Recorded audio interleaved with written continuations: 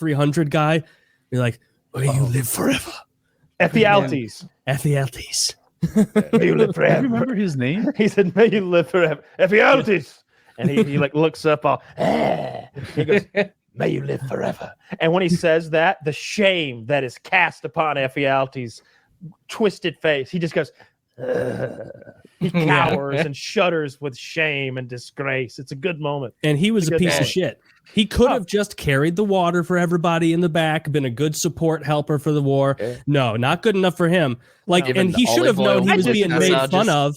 The second he goes into Xerxes' tent, they're making fun of him. They're putting dunce caps on him, putting ugly robes. That's a champion's hat. They were making fun of him. That was a fancy cap, and they hooked him up with that goat. Can't believe he didn't goat catch pussy. That. Look, they hooked him up with some pussy, some Persian pussy at that. Yeah, one-armed. And let me say, well, how many arms does the man need? He needs one pussy. That's all he cares about. And let me say this about Leonidas. He fucked himself, okay? Ephialtes was like, Leonidas, I was a born Spartan. I have trained with sword and spear and shield. I've made them one with my body. Let me fight with you with honor to the death for Sparta. And he's just like, nah, we fight in like a real tight formation. Never breaking formation once. And then the fucking music kicks in and everything goes slow-mo. And everybody's breaking formation and running headlong into the enemies. And you could just imagine if they had Ephialtes out there with his strong-ass spear and his big shield. Dude, that would have ruined the aesthetic. Oh, come on. What he meant was, nah, you look fucking weird, bro. Get out of here. Look, you are wrong, Leonidas. You are wrong. Why didn't they just put him with the other dudes, like the Arcadians, and just be like, you protect the mountain pass, bro? He was like, what he meant was, dude, we're all 9s and 10s at least, okay? You're rolling up with your 2 out of 10 looking ass. By the way, a 1 doesn't exist. They're dead people that are rotting. You are a 2. No, you can't roll with me and my boys. That's what he meant. He meant that you're too ugly to hang with us. Did you think that was justified? No, we're going to war for fighting for freedom and democracy. I think at the very least just send him out the front as fodder. Like, really, honestly, you hate him that much. You're right. Leonidas I'm did with Slush on that. Like he did fuck it up. He could have not made an enemy, which is always a good policy, and he could have just sent him in front. What if worst case scenario? Now that guy's not there bothering him. He doesn't give away their position. Best case scenario, he takes a couple with him. He's got that giant arrow absorbing back. That guy was like Spartan. He was like discarded, and they're like, yeah, we discard the weak. And then this guy is so strong that he got discarded as an infant and then somehow survived. Like, this dude's still on the breast and he's been discarded. Like, what's he eating? Like, that guy. Oh, well, he wasn't discarded. His family fled Sparta to avoid the discarding of him. Apparently, a lot of like that colorful, cool Sparta stuff that I was taught in high school by a high school teacher is fantasy.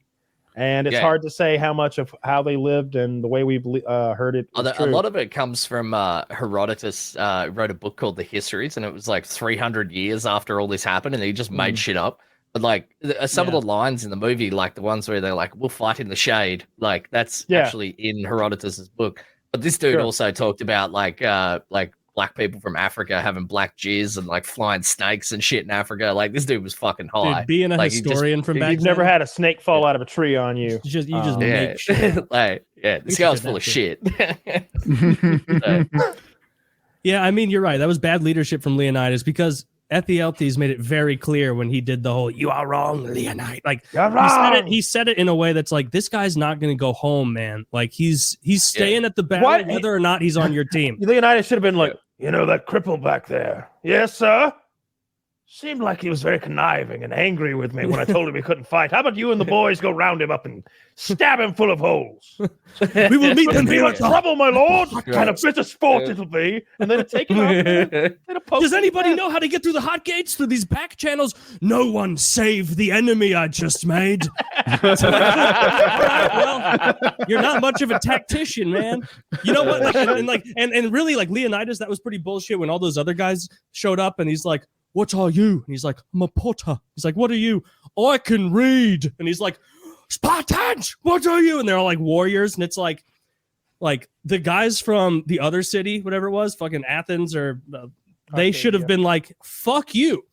How about you plan your own battle? You can't read. You don't know how to gather resources. How do supply lines work? Oh, that's right. We're carrying it all. Fuck you. I'm going to actually use something else I learned when learning to read called diplomacy and go over there. And I'm going to tell them how to get around you. Like that's what they should have done. You know the way the way the Spartan economy actually worked is they had this slave class that called serfs, and they kept them in such terror because the numbers were way out of whack. There were way too many serfs for every Spartan. So they kept them in terror. Part of the training, supposedly what I was taught in high school was a Spartan lad, would have to sneak into the serf camp wherever they lived and just fucking murder one of them and get out. Like that was. They used to do this process called decimation, where like every year they go and kill 1 in 10 of them, and so they just kill like 10% of their population every year. But apparently they only ever got beaten by one army, and the army was it was from a foreign nation that they made up an entire legion of dudes that were gay lovers, and they wouldn't retreat because they were like, they don't want to leave their lover behind. So they were like impossibly strong warriors because they just never routed. That's the Spartans, though. They lived in... No, these guys fought against the Spartans. These guys fought against the Spartans and beat them, apparently. I can believe that. But the Spartans' whole thing was that the soldiers were all gay lovers, and it's one of the reasons why like there weren't enough Spartans, because you didn't live with your wife. You just visited her occasionally, and I mean very occasionally. You lived in the barracks with your boys, and you were banging them. Yeah, I mean, as long as you're getting laid a lot. A lot, and everybody's fit and sweaty, and it's grease, so every's lubed up. Yeah, it's Thebans. The Theban army. They've all got great skin. Just olive oil skin. Yeah. They've just coating themselves. It's like, I've already had 3 dick baths in olive oil today, but hit me with it, boys. Like before they like fought at the hot gates, they apparently like spent a bunch of time like braiding each other's hair and putting flowers in it and shit like that. Like this is all like written down in the history of this battle. Like they just put your hair up before a battle. Yeah. Slush. You gotta look good. I don't know how true this is, but I read this about like, so apparently some of that, like, the Spartans, they're all just fucking young boys. Their whole army are boy fuckers. Apparently part of that was an Athenian author like writing shit. Like propaganda about Sparta. Like they were still like chill with gay stuff for the most part, but apparently like they took it and like the way like a news source would be, they'd be like, the Athens Times, those Spartans we hate, they're worse than ever. Guess what? They're all fucking little boys. And everybody's like, what? Ew. That's our job. And how dare they take that? They're like, they're not even waiting until they're 9. Like these savages, like they're taking the little boys that we want to fuck. Damn it. Yeah. But I don't know, because I read that from some fucking website on the internet, and then I see other stuff that's like, no, they were just banging out little boys, just regularly, reaming them, absolutely practicing on them, because they had to get their. No, you don't want to fuck before battle. You do want to fuck before battle. See, that's no, you do. Ronda Rousey said that it raises your T level, so she'd always get laid before a fight. Yeah, it's only if you're a woman, though. Is it? I don't know. I don't know how it works. They always talk about that. Like football players sleeping on the couch for a week before playoffs and shit like that because they want to like get their testosterone levels up. I wonder if that actually works. I know that doesn't make sense. Because like massive like virgins would then be just like hulking humans because they just never fuck. Maybe it's because they just beat off all the time. Like how much is it raising your testosterone, and to what end? To be better at fighting. Like, no, not better. Like what does it do? What is a momentary like boost in testosterone this week going to do for me? Gives you aggression. Gives you aggression like buffalo meat. Does it make you aggressive, Kyle? I had elk chili yesterday. I didn't feel aggressive at all. Yeah, what'd you have? Oak chili? Elk chili. Elk. Oak chili. Yeah, pretty good. I just don't think it matters if your testosterone levels momentarily go up during an event or something like that. You need your testosterone levels to be high for weeks and weeks and weeks, right? Like, and reaping the advantages of that testosterone. I guess for like muscle recovery, and growth, but like high testosterone isn't going to help me at all in an athletic pursuit. It would be like, psychological. Just the level itself. Like if you were about to go into the battle and like the ruling knowledge in your army was like, everybody don't fucking have sex for a week before, you would get amped up enough, like with the surrounding everybody else believing it, that you'd be like, yeah, I am amped. I can feel a difference. Like this is coming from Bull Durham. Kyle, you know this movie, right? Yeah. Susan Sarandon with those bug eyes.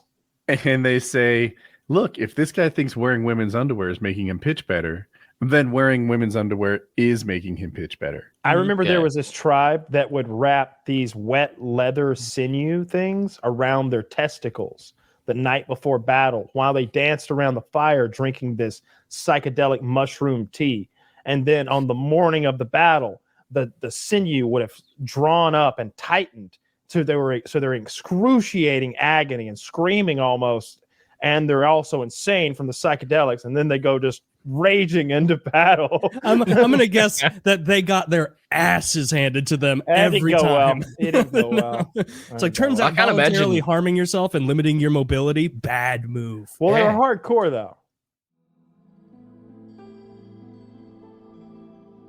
So, but they had Boss Rutan on one of those shows, and he did a palm strike to the liver, and they had an actual, might have been a calf's liver or something, inside ballistics gel, and he ruptured the fucking liver with the palm strike. It was pretty cool. That is cool. I remember that show, and they put on such an air of, we're real scientists solving real problems, and we're using data to dig into the past and see who wins the fight. And they'd be like, one was like, today we got Spartan warrior versus ninja. And like at the time, I was like watching this, being like, this is pretty fucking cool. This is probably like 12 years ago the show was on. And the data, the hard data they would get, they'd be like, all right, so we brought this guy in from fucking Sacramento, and he loves ninjas. And he's gonna throw a shuriken at a pig bladder hanging over something. And then they'd like do that, and they'd be like, wow, 3 out of 3 hits, perfectly demonstrating how dangerous a ninja is with a shuriken. 100% accuracy. Let me put that into the system. All right, now we have this Spartan guy, a clearly autistic man from the deep south, wearing bronze. Now we're gonna let him take his scimitar and smash it into a pig that has a helmet on it and see what kind of damage it does. And they'd be like, "Oh, we can see right here that pig's fucked, dude. Let's enter it in here. Let's enter in the data." And then at the end of the episode, they'd be like, "All right, now it's time to boot up our algorithm and use computers to see what would happen." And it would be like a guy wearing a fucking month open a year Halloween store outfit of a ninja, and then another guy wearing clearly plastic armor as a 300 guy with his abs painted on. And it'd be like they're commentating it all serious back in the control room. And they're like, the control room. Yeah, all right.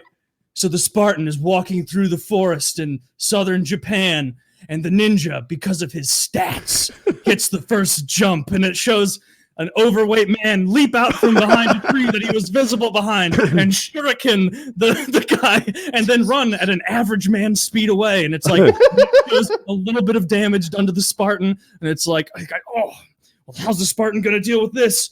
Well, thankfully, his stat of being raped by the older Spartans makes him impervious to harm and fear. And so he jabs, and but the speed of the ninja, and it was beyond retarded. Yeah, I'm glad you said that. It was still upsetting too, because I think the ninja won that fight, and I was sitting there at home like, bullshit. Yes. Absolute bullshit. At the time that show was on, I was training. So I had what I thought was expertise, but what might have actually been bias. And I was like, no. Like, clearly the Brazilian Jiu-Jitsu practitioner beats all of these people. Move over, Trojan. The best things they did is they'd be like, all right, we got a Roman legionnaire versus fucking, I don't know, Russian Cossack. That's what it is. And like every once in a while it would happen where one guy comes in for one team, like the Russian guy comes in, and he is just a mountain of a man who clearly knows what he's doing. And then the Roman legionnaire guy comes in, and he's like, I really like how they utilized a republic and parlayed it into a very successful empire. I have to shoot the bow. Oh, and like those ones are the best. Where there's a YouTube channel that does these things you're describing correctly. Like I have to know that channel. I can look it up later, but they put on actual fights where they try to determine which medieval weapons are better in a 1v1 scenario. The spear is what's best, especially if it's a spear and a shield, because he's able to really like parry away any sort of sword play, and the axe is too slow to deal with him, and he gets in these thrusts that are just lethal. Now, obviously, they're using like foam tipped spears and stuff, and like the swords are less than lethal as well, like hard rubber, like it's not flopping, but it's also not slicing anybody's arms off, and they go at it hard. Like they go at it as hard as that medieval combat shit we watched, where the guy got knocked unconscious. And there's a point system and a judge, and they, these two guys that are going at it. Like there are people who, so there are those people who frolic in the park dressed as knights and yell like thunder strike, thunder strike. Sure. Yeah. This isn't them. This isn't them. Okay. This is some people who are Thunderbolt. Yeah. This isn't those guys. These guys are actually interested in legitimate like sword combat and that sort of thing, and medieval stuff. I think he also does a lot of like tests with spears and bows to see like how fast can you throw these spears if you're just grabbing them and throwing them, and how accurate and stuff like that. But I want to say the spear, especially the spear combined with the shield, beat everything, because you couldn't get in with a sword. You couldn't get anywhere near the guy with a sword. So I have no expertise. That won't stop me. I have this idea there's a sweet spot for the length of this thing, right? Like sometimes I exaggerate to make a point. So if my spear was 16 feet long and your sword was 3, I think you'd beat me.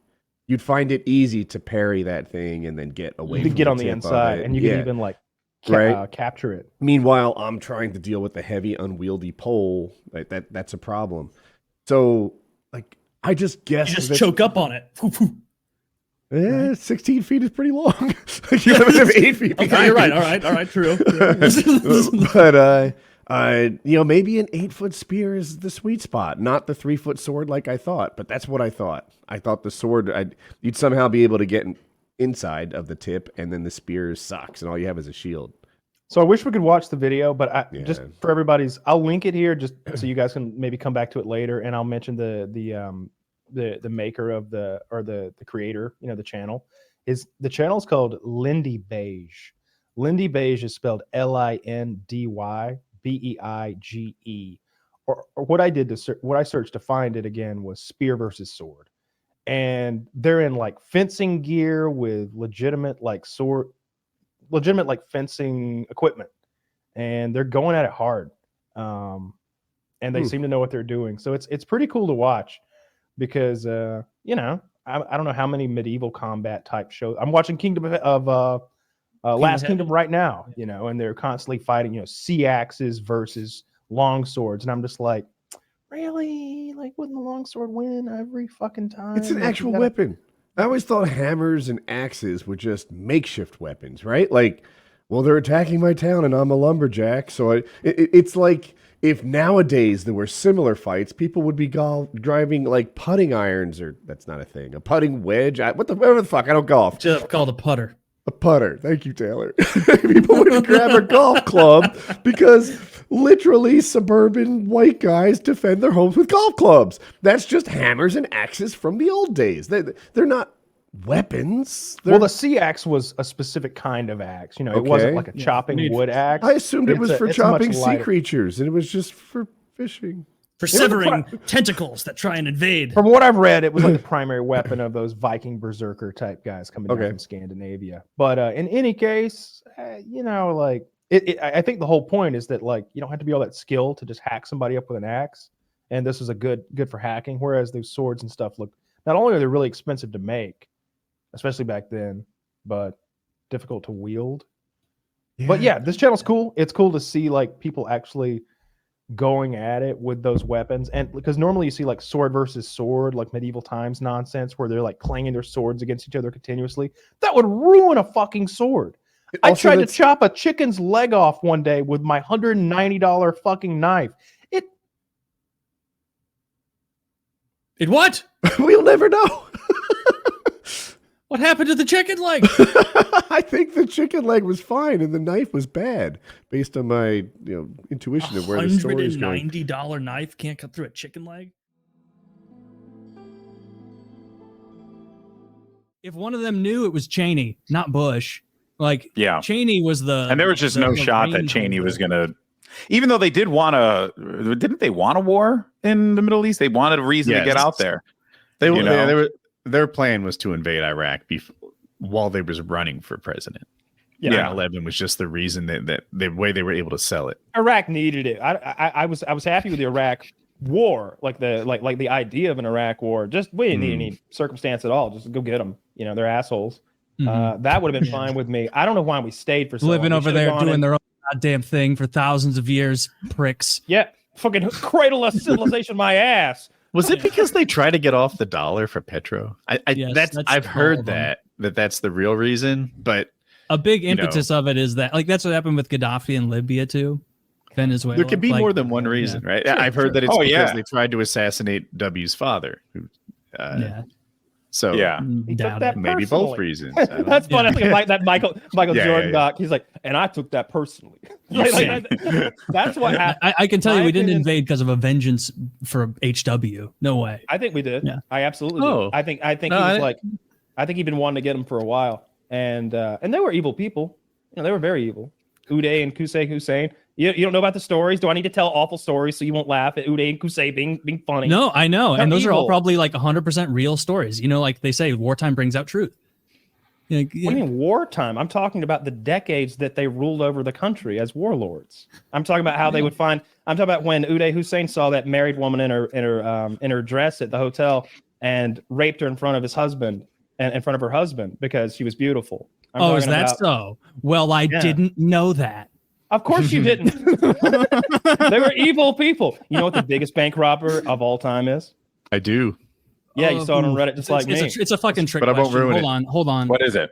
The biggest Yeah, bank Saddam robber of all time. Hussein sent his son to the First National Bank of Iraq with a handwritten note that said, "Give him all the money," and he left there with 3 tractor trailers full of money. It was like, how much was it, Woody? Like almost $750 million, 300 million in each truck, I think. Damn, And 300 that million sounds of it- rightish. It was a huge number. Like 900 Yeah. mil, and 300 of it was never found. That's wild. Jesus. That's Yeah. wild. I do. Imagine that kind of. That's wanted to power. You walk antagonize into you bank about with a the Uday handwritten and- note. I wanted to antagonize you about the Uday and Qusay thing. Do you know how bad of a guy you have to be for some dude in Missouri like me to like know who you are for like, because I'd never heard that rape thing. I heard the like feeding live people to animals shit. Like Yeah. not pigs, I don't think. Probably a I different can't animal, tell what's true, what's propaganda, but if it's Exactly. even 20% true, those people they needed to die. Yeah. If So what Cosby I'm did referring to 10% is of not what he was accused propaganda, of, he because needs to be I'm talking about victim interviews that I watched and saw people Oh, talking okay. about their baby skull being dashed upon a wall, and Jesus. the crazy torture programs. How Saddam would bring his children to the torture rooms and watch his political rivals be tortured to death or raped to death or whatever when they were very small children. Well, the when baby Saddam took- skull thing just sounds Spartan. You know, only the best babies made it through that. Yeah, and that's why to this day I've the Spartans heard are so fit. That's why the Spartan Those layers. Yeah. Spartan skull is twice as thick as a normal human. At birth, every Spartan is dashed against a rock, and only those who survive. Yeah. Not a very smart race. They're all very concussed. Dude, can you imagine how Very jealous messy you would be? system, you know.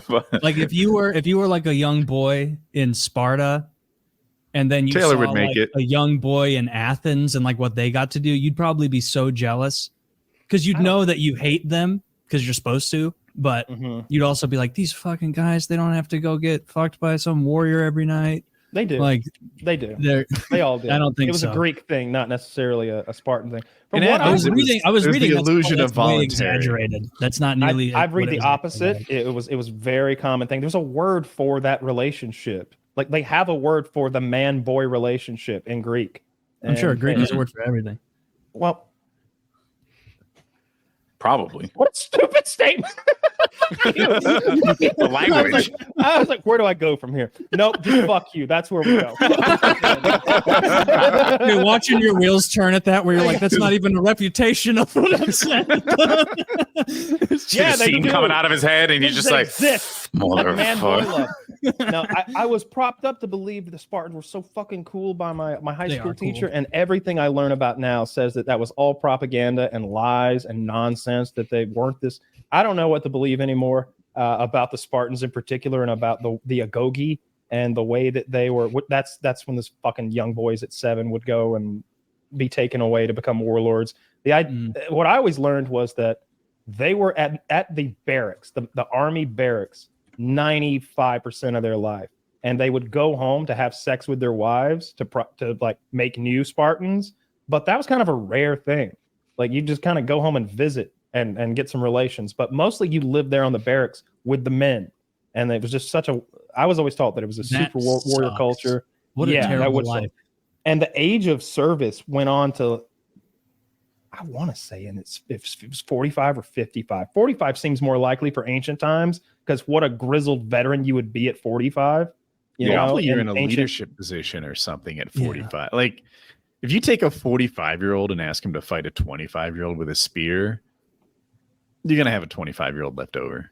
Maybe, more or maybe likely, he's better at like running that phalanx thing they did, because they were like a turtle shell with spears sticking out of it when you see the way it worked. Not if that 25-year-old has been training for 18 years since he was 7 with it. You know, I guess it depends where he's from, right? Like if he's one of those poor barbarian guys who was just like, look at the turtle men with their shiny shell, and he just ran into your spears. Yeah. Well, if he's a goth, he's fucked. You can hit your 40s or even 50 and not be totally worthless, but I'm telling you, if I played ice hockey now, I'd get smoked. I'm just sure of it. I love how this all went back to the initial thing that Woody said. He just wants to become an athlete, guys. That's all he wants to do. He just wants to be an athlete. He already is. Combat athletes are interesting, though. Like, you're seeing more and more guys in their early 40s be at the top of their game somehow. Who are you thinking of? It's not Yuri Prohaska, is it? Is he? He's not. It's his division, but it's the other guy. It's the guy who just they said he won against. Is this UFC or boxing? UFC. What was the last fight? I'm spacing out. Me too. I didn't watch that event. There's several 185ers who are advanced in years who are just right there. Interesting. At the top. And even in heavyweight, always has some older guys. It seems like, because they're just bringing that power. Yeah, 85. You say? Damn, that's canceled. Nuts. Also, are you sure saying it's 85? Like I thought it was. It's not Jan Blachowicz or whatever. I don't know how. Yeah, I was thinking of Jan. Yeah, Jan's old. Okay, he's 205. You're saying like a 45-year-old would. I don't even recognize light heavyweight without John Jones there to like hold the table down. I don't even know who. I get that and 185 mixed. Part of it's because they all want to fight at the other weight class back and forth all the time. Yeah. I guess this would be a fun merge of worlds. Do you ever think? Because I'm a big wrestling guy. Do you ever think Brock comes back for one more, or is he just said he wouldn't? I'd love to see it. Kind of. I don't know. The trouble with Brock is, there'll be one guy on steroids, like just overwhelmingly juiced to the gills. And I don't know. What do you do with a guy like that? The other guy gets bashed in the head. You get a Mark Hunt situation where this guy's a clean competitor and you're going to give him brain damage for views knowingly. Mark Hunt should have gotten fucking paid, because that's what they did. They let Brock fight Mark knowing he was on juice. Although Mark, I don't know why anyone never says, hey, Mark, did he pass your eye test before you stepped into the cage with him? They told Mark Hunt that he would have to pass USADA and that he'd have a 6-month period and shit. And, but then they made an exception that this guy didn't have to be clean for 6 months beforehand. And then he failed the drug test afterwards. He was just totally juiced up. But Bigfoot Silva is another guy who failed the drug test after kicking Mark Hunt's ass. And it's just like, damn, Mark Hunt. And I think there's more examples too, where he just got wrecked by people on steroids repeatedly. Did Oberheim fuck him up too? I would have to Google it. I mean Oberheim, of course. Yeah, looking at Brock, every time I see him, it's like, man, that is an incredible looking human being. You joke about who specimen of a man, dude. When the aliens land and you got to send your champion to go fight them, who do you send, Woody? The aliens land. They're bipedal like us, and they say, send your champion to fight for eternity or whatever. Who do we send? Do we send John Jones or do These we are actually in my head. Are we Depends how wasting big some more time, or are we gonna send John Jones to go fuck up an alien? Because he's gonna poke him in those big eyes. Make that the script for Independence Day 3, and we are making money. Dude, if the aliens landed and they showed up and they were like, send your champion to fight for all of your fates, and they had their 3 champions and we had to send ours, John Jones is captain of the fucking team. I feel like he's got to be. I feel like he's got to be. I'd send like John Jones, Brock Lesnar, 100%. I think he can send Brock. I don't think Brock's the best heavyweight that I know. One punch from that man can you know who I would actually send? Real talk, man, still got it. Send Iron Mike in there. Let him go. Just let him get a few jabs in. Actually, I did a panel with him recently, and and he very interesting guy. But that dude's arms are still just solid as a fucking rock, man. You could tell the man can just punch the crap out of you. You know, he with doesn't lift no weights. problem. He doesn't work out. He's just genetically like that. Still don't know how to play cricket, and I've been watching a couple games lately. That's a ridiculous fucking. I don't know what the fuck's going on there. I don't know what but they're there's a lot doing of out there. Pakistani people. How did anyone get days at a 1,500 points? Do they? Yeah, some of them last for days, don't they? Like 2 or 3 days. It's Yeah. absurd. I Like, mean, yeah, if I lived in Pakistan, I'd also want a distraction for days on end. that makes sense. Longest cricket game world record. I'm going to check. Longest one. You're Canadian. Do you follow hockey at all? Or not really? I mean, truthfully, not that much. Holy fuck, 150 hours. That's a long game. Who could possibly care? For 150 Dude, hours. I can't care enough to learn That's the rules. 1 week. It's so hard. I watched Sailing the Vagabond. I still watch those guys. And this was an episode from like a year ago. Riley tried to lay out the basics of cricket. And like, it's happened to me before. 12 seconds in, I'm like, never mind. Like, I just can't be bothered to care. And half of these words I don't know. And yeah, something about cricket, I can't learn the rules at all. Yeah, I think the sports that add like a weird sort of like anything with ice skating, anything where you're on a horse, you know, when you add something like that, right? You know, like oh shit, I got to learn to ride a horse first. This is gonna be rough. You know, like polo, obviously. Yeah. Or that game with the dead animals. Or that game with the dead goats, dead goat polo. Yeah, man. Yeah, so like everybody's on a horse, and it's basically it's like rugby, but you're on a horse, and instead of a ball, you got a dead goat, and the winner gets to eat the goat. Is that part true, or did you make that up? What do you think they're gonna do? Well, they either eat it or they fuck it. I mean, yeah. I mean, depends how tenderized. There's a couple of things you could do. Usually both. Yeah, that Buzkashi. God. Wow. How lazy do you have to be to not realize, like 2 seconds into that game, like, hey, let's kill the goat, eat it as a little bit of pre-game energy, and then we can like blow up its bladder or something and have a ball. Yeah, they didn't get that. I want to say that there was like, I don't know if it was the Mayans or the Aztecs, because I get those two fucking mixed up. I know they were like thousands of years apart, but they're in the same continent, so whatever. They had some kind of game that was like soccer.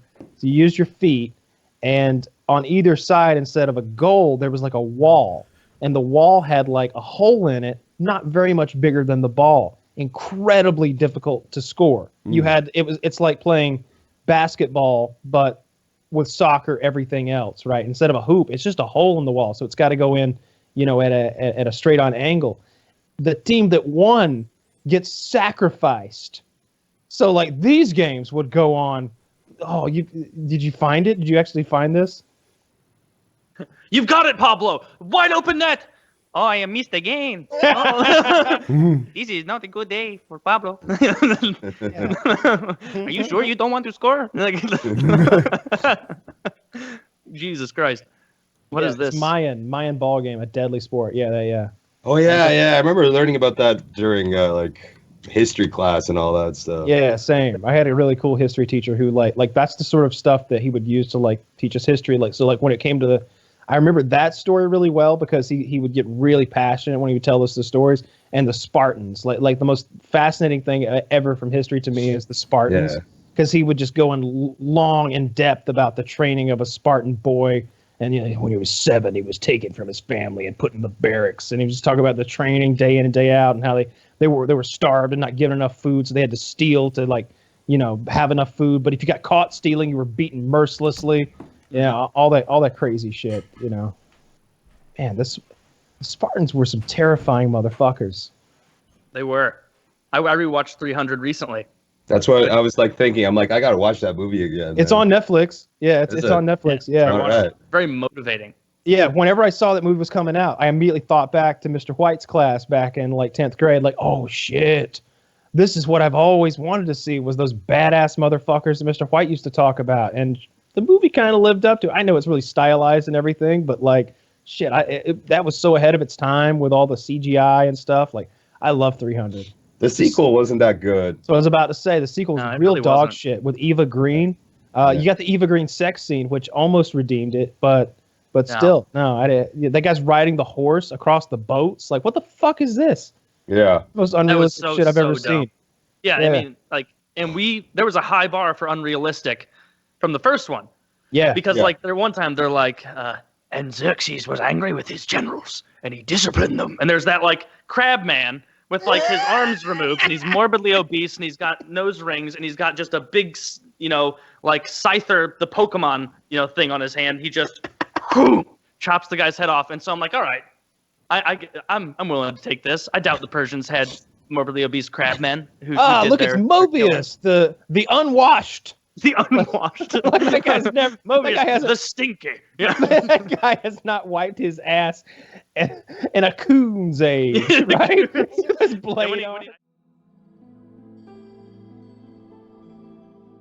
When they say 300 Spartans against 3 million whatever, I'm like, really? 3 Yeah, million? absolutely. No, Homer Were was there there. 100,000 people there even? Even there weren't a 50,000? million. Absolutely, yes. Yeah, that's pretty historically solid. And it was 300 Spartans supported by around 5,000 free Greeks, right? Like Athenians and other, I can't name any other Greek city-states. But they're in a very narrow valley, and you got to keep in mind that the Persian troops were lightly armored. Their shields were wicker, literally wicker. They're for desert battle, quick and the movements. Spartans, unlike in the movie 300, were like the tanks of their time. And the Spartans were a warring nation. That's all they did. There were no Spartan farmers. There were no Spartan farmers. There were no Spartan blacksmiths. There were no Spartan bricklayers. That didn't exist. How did they get their stuff? Slaves. Oh, okay. Then the slaves, the serfs as they were known, outnumbered them 5-1 or something. So they kept them in a perpetual state of terror. A Spartan, when he was 7 years old, went to the barracks, and he stayed in those barracks and trained for war. He wasn't released until he was 45 years old. He was still a fighting man at 44. He only went home to his wife to procreate. And it was just one night. You'd go back, you'd fuck her, and then you're back in the barracks again. Now, this created a lot of homosexuality within the Spartan fighting group, which meant that a lot of these men were not only brothers in arms, they were lovers. So you're fighting next to your boyfriend in a lot of cases. Their training was insane. The children weren't given enough food to survive, so they had to steal food to survive. But if you were caught stealing, you were brutally beaten. They had ridiculous training regimens, like running naked through horrible brambles of briars to toughen your skin and body. It went on. The combat training went on from time you were, like I said, 7. You weren't fully trained until you were in your 20s or something like that. It was your entire life's goal to be good with a sword, a spear, and a shield, and to operate in the phalanx, which at the time was the height of military technology. The interlinked shield, again, not like in the movie where they just Everything you've said crazy is mode. Easy for me to swallow. I get it, and that's fairly factual. But sometimes the numbers seem fantastical to me. They are in ancient history quite a bit, where they'll pump up their enemy's number so that they'll be like, oh, they're going to look back on this and it'll be even greater. Yeah, there were 250,000 people in this battle. I'm like, really? That just seems like a lot of people. How big were these populations back then? To support that. The Persians had conquered all of the Middle East. They had an enormous empire. And when they conquered a place, they took all the men as soldiers. I'm sure they there's. weren't that densely populated, right? They weren't They that controlled a big huge area. civilizations. If one civilization could have done it at that time, it'd probably be Persia. Like Maybe, but I they feel like controlled an Raleigh insane has amount. more people than Athens did. Definitely, no doubt. So how did But they have they a also quarter did- million they- soldiers? They didn't. They had the smaller groups.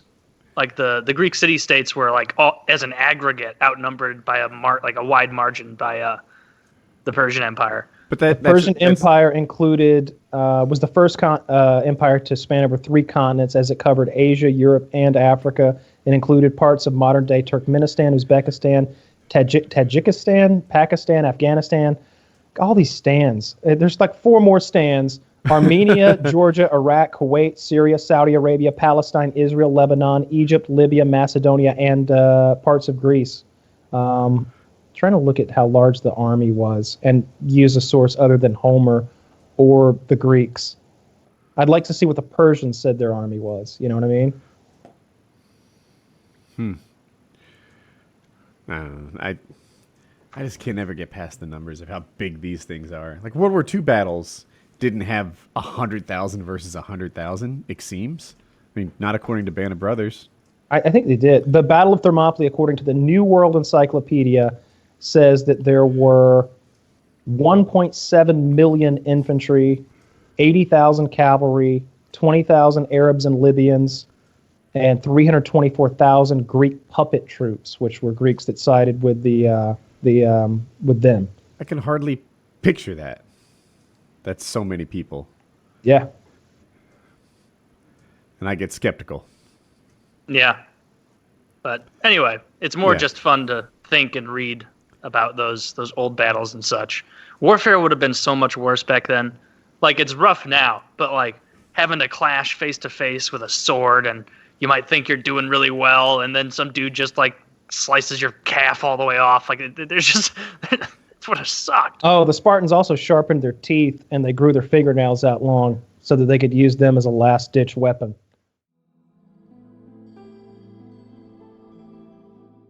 I like when they have Sun Tzu quotes and like waiting screens where it's like, Yeah, me too. the toad catches only the first fly, and it's like, well, what the fuck was he talking about? Like, was that wise at the time? Like, I don't know. when like all the dirt farmers around him were like, he can read. Like, I feel like it was. I feel like the bar for being like a super, like, really respected strategist or something back then was so much lower. Yeah, Which I all guess kinds is- of things. I feel like if I were to go back to medieval times, I'd be a certified genius.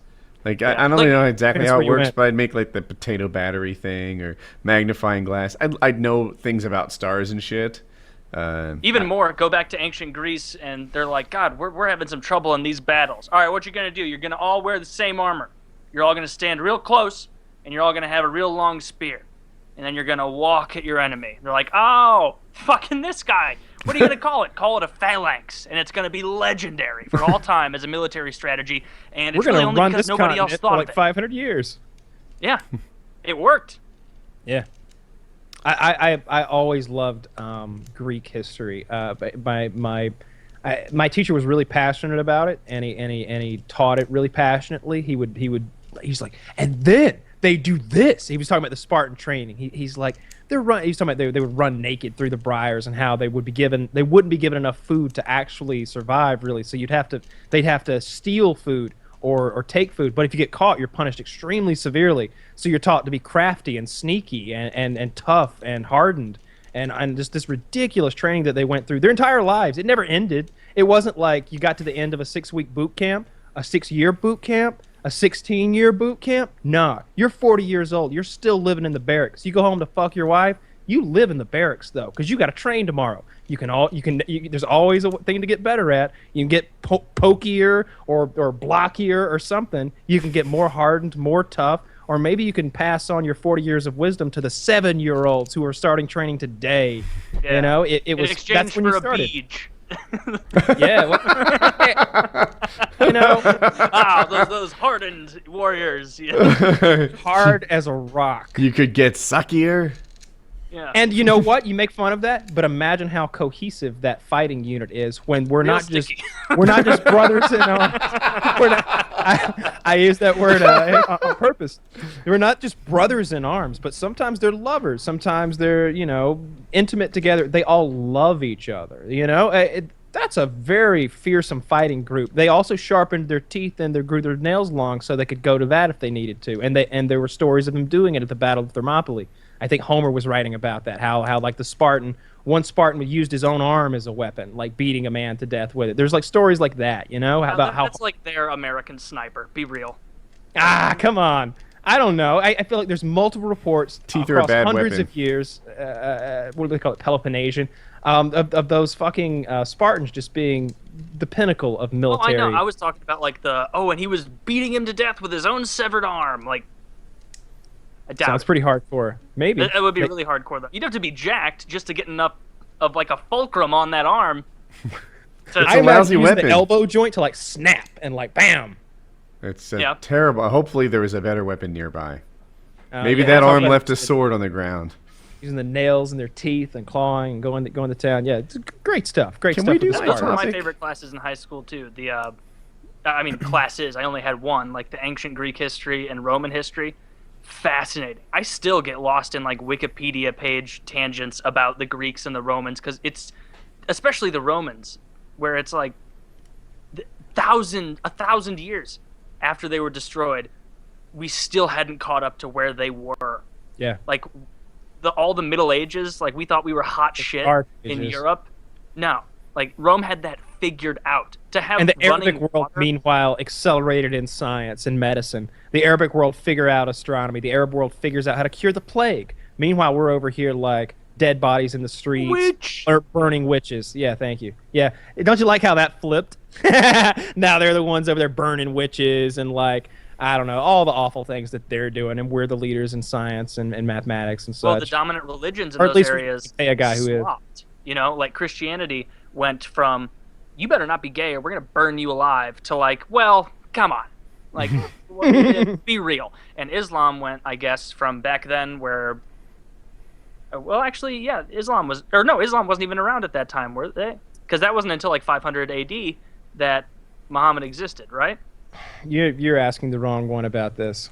I believe. I don't know when they discovered all That's that what I stuff in the struggle Arab with world. the most. I think it is like, and maybe you've seen those things. I've seen Reddit posts occasionally, and they talk about 3 or 4 historical figures who lived at the same time, and it's mind blowing. The people who lived at the same time, because some of them you think of like in the ancient world, and some of them you think in just the Renaissance era.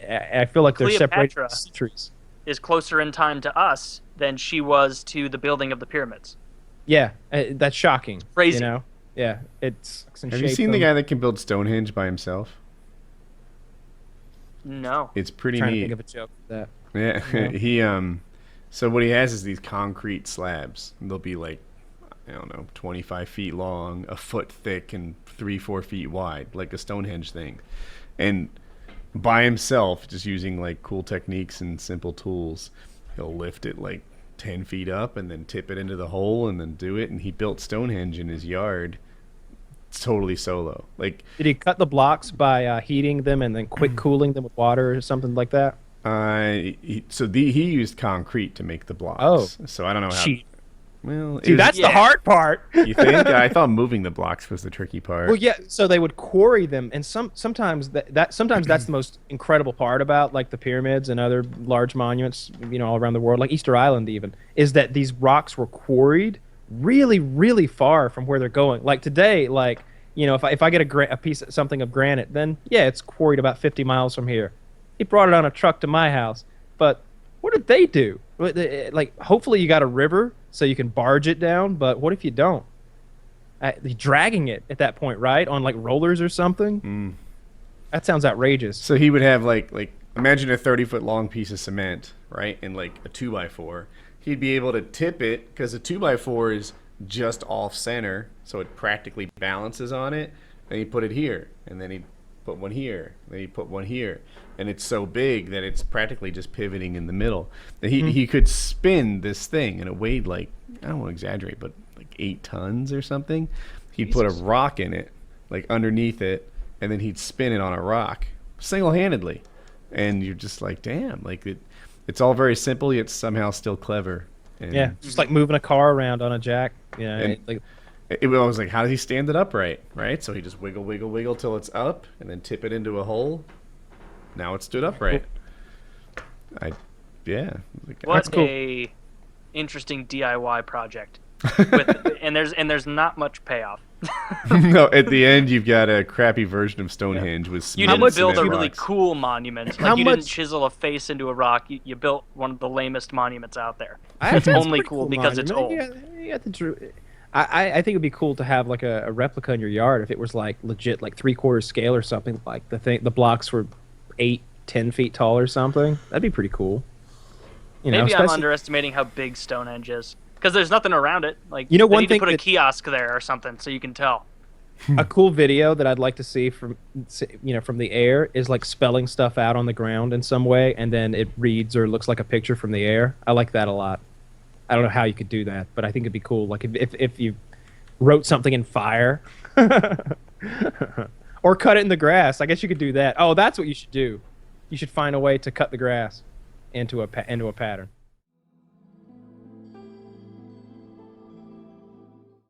Yeah.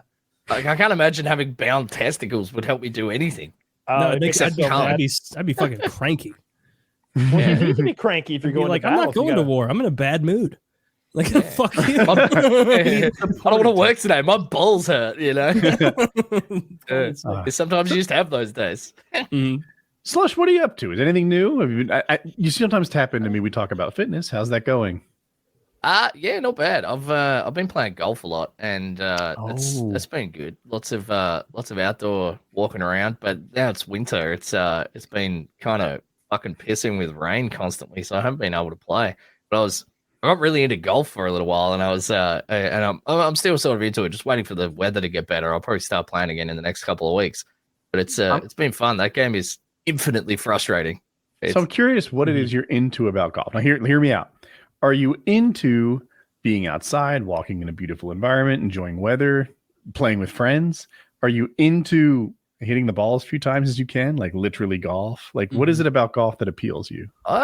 I sort of like the idea of like improving upon how I played last time. Like it's like this challenge Conquest that I want based. to I want to try and get better. I'm on this quest to like fucking rule at golf. And like I'm not an athletic guy and I'm not young. Like I'm not going to be playing on the fucking tour or some shit like that. But like every time I But you play, can I'm be like, better I play than a the you of little bit better.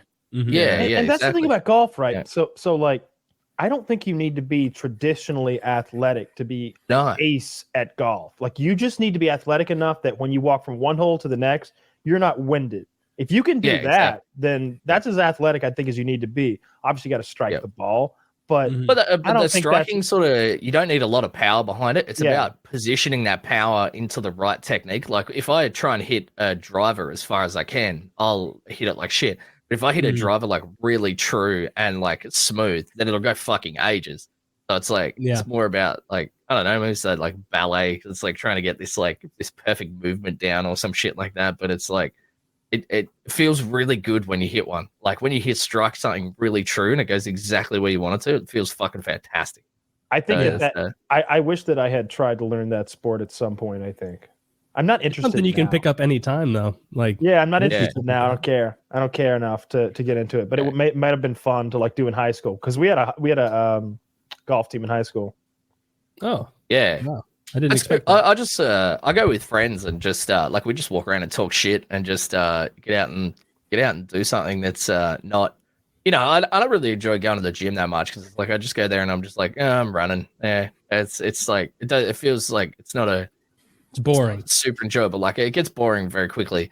But if I'm out golfing, it's like I'm doing something fun with friends and I'm just talking shit, and then on the side I'm getting exercise as well. So it's like a bonus, you know. Did you play golf before this at all, or just something new you picked up? I used to play when I was younger, and it's weird. I had my golf clubs in the back of a car, and my car got stolen and burnt out, and so I lost my golf clubs, and I was like, we're not going to buy another pair, and then it just started working more and stuff. So I was like, now I'm sort of like I got a heap of free time. I can work whenever I want. I'm like, fuck it, I'll take it back up. Are you like do you like know your handicap and stuff? Like you're that into it and everything? No. Nah, Okay. I'm not that into it. I just play for fun. I just It's so frustrating. have a laugh. Like it's Yeah. because I know so much what I want to do. But but it is so fucking hard to make the ball go where like if like I get like people shitting on golf sometimes like, oh, you're just walking around. It's like, yeah, give it a go. Try. Show me how fucking easy it is. It is so goddamn hard to be good at golf. It's rough. The difference between a good shot and a really fucking bad shot is very little. Like you one little fuck up. Like if you hit the toe of the club, it will just go like 100 feet further than what you wanted. You just fight, and that's like, oh, that's in the water. That's another $4 down the train for a fucking ball. Well, like, I've lost 5 today already. I'm losing my fucking mind.